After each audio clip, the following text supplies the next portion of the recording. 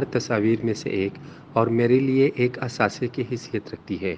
یہ سن 1974 میں اس وقت لی گئی تھی جب شیر سرحد جناب حیات محمد خان شرپاؤ شہید دورہ لبنان میں امریکن یونیورسٹی آف بیروت میں پاکستانی نوجوان طالب علموں سے ملنے گئے تھے۔ میرے والد گرامی اب بھی اس تصویر کو دیکھتے ہیں تو ان کی آنکھوں میں عجیب سی چمک آ جاتی ہے اور اس کا ذکر اس پیرانہ سالی میں بھی اس پرجوش انداز سے کرتے ہیں کہ جیسے کل ہی کی بات ہو۔ بابا جان کہتے ہیں کہ حیات شرپاؤ کا نوجوانان سے لگاؤ اور ان کے لیے کچھ کرنے کا جذبہ ناقابل بیان تھا۔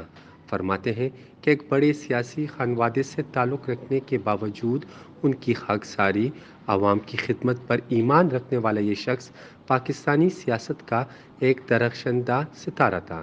اگر شہید کو اللہ نے تھوڑا سا موقع اور دیا ہوتا تو پختونخوا آج کہیں اور کھڑا ہوتا۔ ان کی موت پختونوں کے لیے ایک عظیم حادثہ بے وقت ثابت ہوا۔ بابا جان کی باتوں پر سوچتا رہا اور حیات خان شرپاؤ شہید کے پولیٹیکل کیریئر پر ایک نظر ڈالی تو ناقابل یقین سفر آنکھوں کے سامنے گھوم گیا کہ 1937 میں الحاج غلام حیدر خان کے ہاں پیدا ہونے والا ہونہار بچہ 1967 میں اپنے بزرگوں کے نقش قدم پر چلتے ہوئے ملک کو ایوبی ڈکٹیٹرشپ سے نجات دلانے کے لیے ذوالفقار علی بھٹو شہید کے ہمراہ پاکستان پیپلز پارٹی کی بنیاد رکھتا ہے۔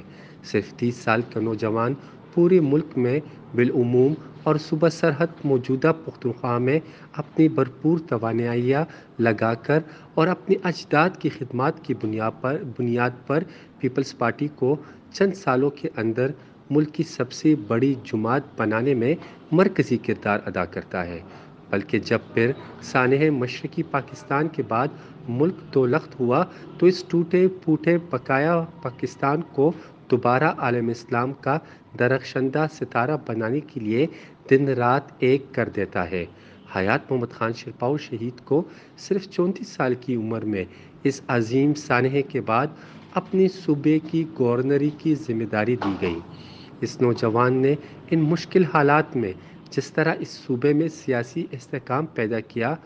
فاٹا میں امن بحال کروایا اور اس پسماندہ صوبے کو ترقی کی ڈگر پر ڈالا، اس کو آج بھی تمام پختون نوجوان اور بزرگ یاد کرتے ہیں۔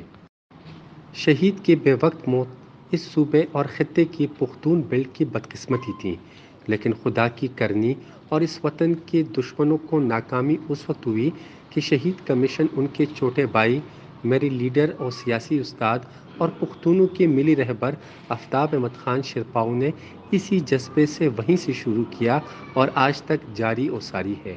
ملی رہبر کی صوبے پر اور پختون نوجوانوں پر اپنی خدمت کی بدولت کتنے احسان ہیں وہ گنوائے نہیں جا سکتے۔ آج اس صوبے میں ایسا محلہ اور گاؤں نہیں ہوگا کہ جہاں آفتاب احمد خان شرپاؤ کے ہاتھوں لوگ برسر روزگار نہیں ہوں گے۔ ان کا بس چلے تو اس دھرتی اور اس صوبے کا بچہ بچہ ہنرمند ہو، ڈاکٹر اور انجینئر اور سول سروس اختیار کرے اور صوبے اور وطن کی خدمت کرے۔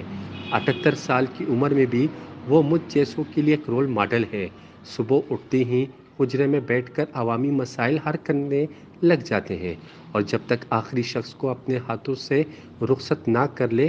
بیٹھے رہتے ہیں۔ ملی رہبر آفتاب احمد خان شرپاؤ سے جب بھی شرف ملاقات نصیب ہوتا ہے تو نوجوانان سے ملتے ہوئے ان کا جذبہ اور جوش اور ان سے محبت بھرے انداز میں باتیں و نصیحت ہر دفعہ مجھے اس تصویر کے سامنے کھڑا کر دیتی ہے۔ میرے کانوں میں بابا جان کے الفاظ گونجنے لگتے ہیں کہ پختونوں کی خوش قسمتی ہے کہ ان کو ملی رہبر آفتاب احمد خان شرپاؤ جیسا لیڈر اور رہنما ملا ہوا ہے، جن کا سایہ ہم پر ہونا ہماری خوش قسمتی ہے، اور مجھے یقین ہے کہ شہید حیات محمد خان شرپاؤ کی روح کو بھی سکون ملتا ہوگا کہ چھوٹے بھائی نے ان کے نقش قدم پر چل کر ان کو مایوس نہیں کیا۔ خدایا سشو آغا خکلی خکلی خلق، بظاہر بباطن سپن سپیشلی خلق، حس گزران میں دی نورو سرنشی، جڑوی میں آغا تلی تلی خلق، نہ ٹولکانی بلالو نہ دا بدخشانشی، نہ دا ہر مور زوے بحیات خانشی، پسل کالکی یو کس چرتا پیداشی، چے مشکل پا تمام قوم آسان شی۔